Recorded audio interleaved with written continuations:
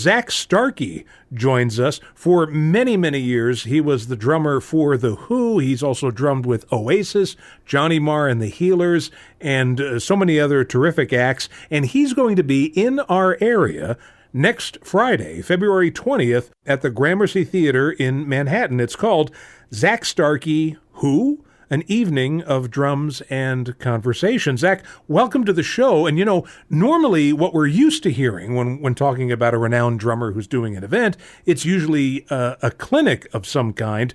And I think what you're doing is more of a multimedia show. What prompted you to take it in this direction? Rather than a clinic? Yeah. Took my dad to a clinic many years ago. And as we left, he said, never take me to anything like that again. Yeah. So... I was schooled in punk rock. I'm punk rock. That's where I come from. I'm not a guy that can sit there and show you how to do all these crazy things that drummers do. Right. I'm more about playing music. And I was approached with the idea of a clinic, and I turned it down. And I thought about it for a couple of months. I thought, well, what about if I took like great performances that I've been on from live stuff, and you can use AI now and separate the instrument, like the Beatles, the Revolver thing. They right AI and separate everything, because originally that's recorded on like one track. Yep. Yeah, and use AI and you take the drums out. Basically, you lay a click track to your original drums. Use your original drums as the guide tempo track, and then you remove the drums and you play to that like you do in the studio. So you're playing to the groove of the song that you played live, right? Luckily, pretty steady drummer. So it's not that difficult, Right. I'll say that I haven't tried it yet. Okay. Yeah, that's true. I spent so much time making the content. I mean, it's taken as long as it takes to make a record since this was decided. I think it was 3 months ago we decided to do this, and it has taken that long to. I don't have anyone. I've not got any assistants or anything, and I'm just making. I'm a pretty good editor of film. Or pretty good, not. But good enough to do this. So I made a sort of 20-minute introductory film for the show of an overview of my life. I hate saying career because I've never been a careerist. Just been really lucky. I've never written down a thing with, oh, look, I play with all these people, Never gone for that sort of check my CV. Right. It's more like, wow, look who's on the phone. So I made this film of an overview going back to 1964, my parents, getting married, and all up to a certain point, and then take over with actually a bit of playing, and then there's going to, and the film is, as the promoters have agreed to show the film because I think it's good, so it must be all right, And then I've edited the rest of the music. Pete Townsend gave me the backing tracks that we play to for The Who, which underpins about 8 songs of The Who set. I'm not going to do all 8 because the backing tracks are too sparse, but some of them aren't. They're quite dense, and sampled some John Entwistle bass from the internet and laid it on these tracks because they are to a click track. Oh, okay. Built to a click track in 1971. So if you take anything from Won't Get Fooled Again, Barbara O'Reilly, Join Together, You Bet, Who Are You, Relay, if you take it from any performance, it'll work, because it's on a click track, and it always has been. So I've done a bit of that. So on some tunes, John's joining me, and some tunes, everyone's joining me, and other tunes, it's Ringo's All-Star Band and Joe Walsh and Dave Edmunds. And I've got too much content. Way too much content.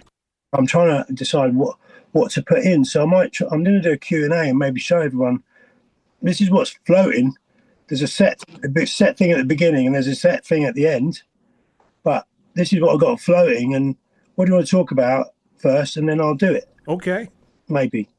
I mean, the whole show's an experiment. I don't know if it's going to work or not. I spoke to Steve Van Zandt the other night, and we were saying, nobody's ever done this before, and maybe no one will ever do it again. Yeah. Well, you want to get from point A to point B, and whatever happens in between is what happens. Well, a great piece of musical advice I got from Pino Palladino, bass player who played with The Who for a long time, was if you're prepared to lose, Zach, you'll probably always win. No, I like that. Those are good words to live by. Really good.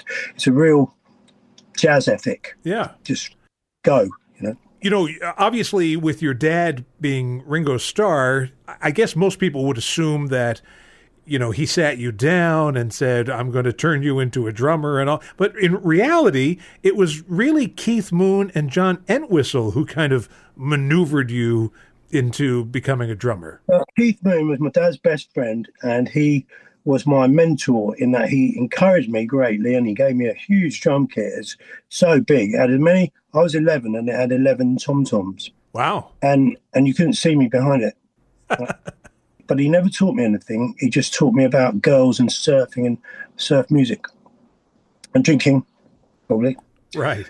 And he was really great to me and my brother and sister, like an uncle kind of thing, And we used to call him Uncle Keith. And he'd do things like show up on. I've actually got photographs of this in the show, I think.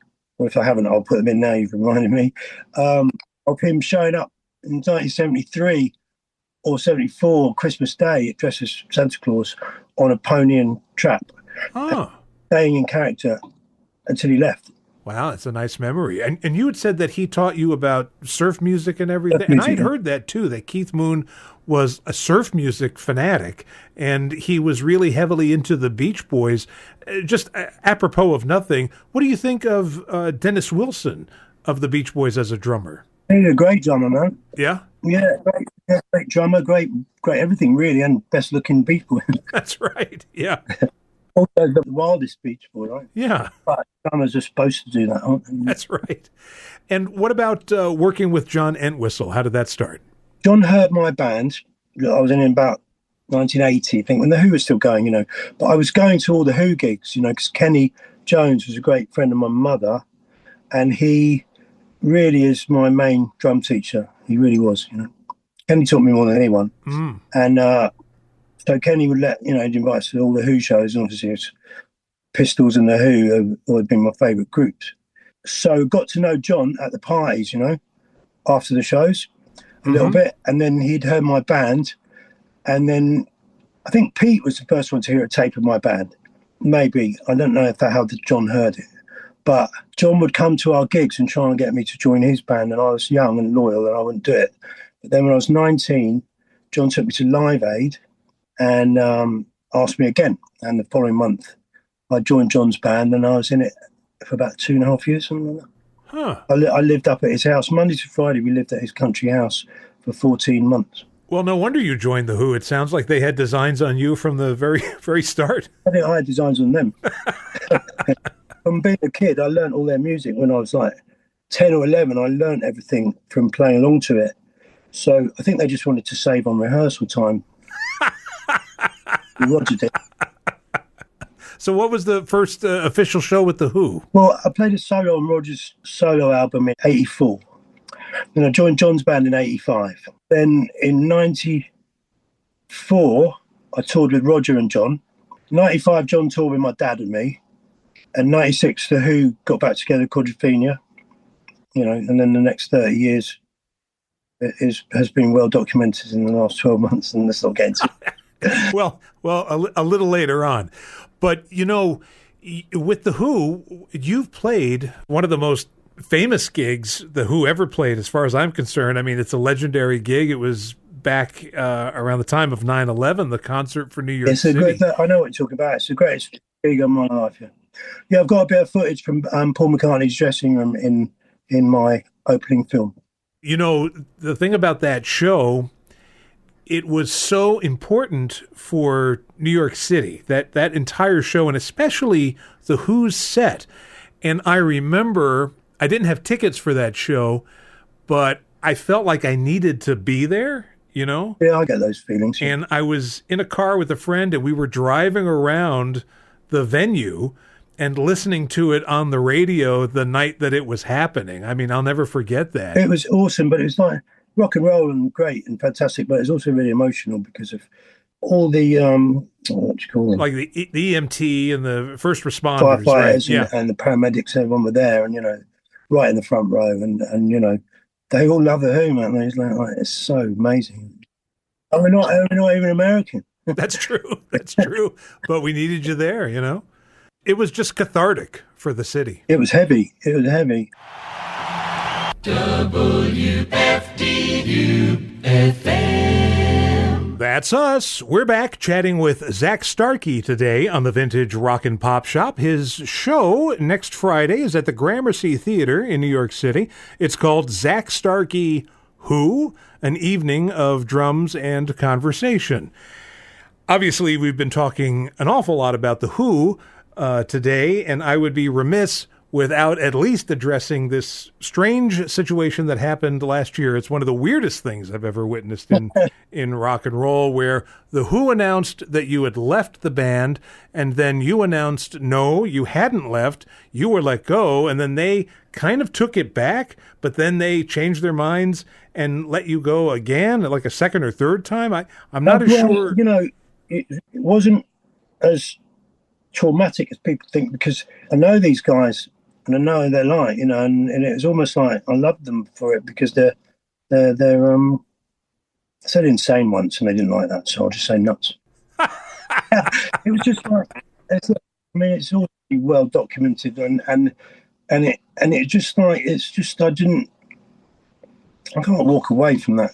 I don't just walk away and get, you know, and that's about it really. I just didn't lie down and take it, and that's it. Right. And quite honestly, the support I got was fantastic. But Roger misconstrued the comments on my Instagram for my comments, because he doesn't do social media. Oh, I see. So this character assassination business is the people that commented on my Instagram, not me. Right. Okay. And it's hard to straighten that out of a guy that doesn't do social media, because he's hearing it third hand. You know, the comments on Zak's Instagram is this, but he's not seeing it. Well, I mean, it sounds like they're unpredictable. So hypothetically, if they were to come... Of course I would. So you would. Okay. No question there. Okay. The greatest band in the world. Of course I would. Well, as we start to wrap up here, we haven't talked too much about Oasis, and I know that Noel and Liam Gallagher also have a reputation for being, volatile is usually the word. They never argued one time, and I was with them exactly 5 years from the day I joined to the day I quit, and they never argued once, and I never saw a cross word, and we just laughed all the time, and everything was about the music and having a great time, and that was it. And I see Liam occasionally, and you know, it's 20 years ago, you know. It's like, it's a long time. Right. But we made some great records, you know. And I also had my first number one, which was like, you know, phoning my dad and going, "Hey, Dad, I'm number one." That's incredible. Yeah. That's so good. And then 3 weeks later, I got another number one. Yeah, it's pretty good. You mentioned punk rock a little while ago. You must have been like the right age for when the Sex Pistols and punk rock all hit in England. I bought new Rose and I bought new boots and panties, and they both had new in the title. That's incredible, isn't it? Because they were brand new, you know. Even though Enduri was kind of a seasoned performer by then, you know. But yeah, and then the Pistols happened, and it was like, whoa. Like, this isn't fast. It's just great. You know what I mean? Yeah. Like, the Dan was fast and crazy, but Pistols, like, I used to play to that record, and it taught me how to, like, lay back. And not lay back, but be slow, but make it sound fast. And Paul Cook has become a great friend. And, yeah, I love, we worked on a project, actually, here recently, and it was one of the most fun days I ever had in my studio, me and Cookie, you know. He did it. I did some playing, and then he wouldn't let me do it again. He goes, "You're never going to do that again." That was the first take. And then he did it, and we listened to it, and I went, "You know who you sound like?" And he went, "Who?" I went, "You." I'm looking for great footage of Clem Burke as well, who's another big. Oh, yeah. And he was a really great. I met Clem when I was 15, and we stayed in touch until he went, you know. And yeah, I'm somewhere, and I can't find it yet, and I'm hoping to find it by the time I get to New York. I've got footage of me interviewing Clem. We do a session with Clem on drums. I'm playing the guitar, and then I interview him about. I saw Blondie in '78 at the Greek Theater with Rockpile. You know that band? Sure, Dave Edmunds and Nick Lowe. Yeah, they opened for Blondie, and I said to Clem, "So I saw you with Rockpile," and he went, "Yeah, that was a good idea, wasn't it? Getting the greatest live band in the world to open for me." Yeah, I miss that guy. He was a really reliable friend. And also Marky Ramone is a great friend, and, you know, he's like a guest on the show, yeah? He's going to interview me, and I'm going to interview him back. Well, Zak, this has been a lot of fun chatting with you, and I would encourage everyone to get your tickets to go see Zak Starkey Who, an evening of drums and conversation, next Friday, February 20th at the Gramercy Theater in Manhattan. And Zak, have a great rest of your day. Great talking. Cheers.